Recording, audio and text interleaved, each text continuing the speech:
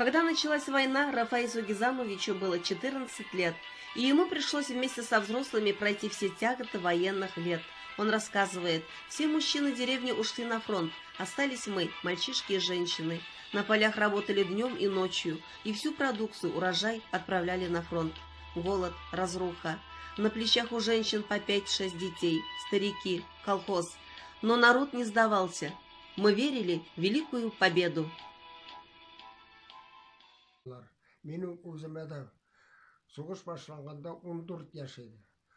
14 яштан уже бізді ерлер соғысқа кеткеш, ауылда қалмағаш, Стырмаға, Собанға, түнгі ішлерге, күлте ташырға, башқа ішлерге қосылар. Халыққа бек ауыр туры келді. Ошарға жетмеді. Bütün нәрсәне халық фронтқа деп. Bütün болған нәрсәне жетіштірген бәрәңгі, ашлық, башқалары. Шолайда кішіміз берішмеді. Хатын қызларымыз оларға мәңгілік дон болсын.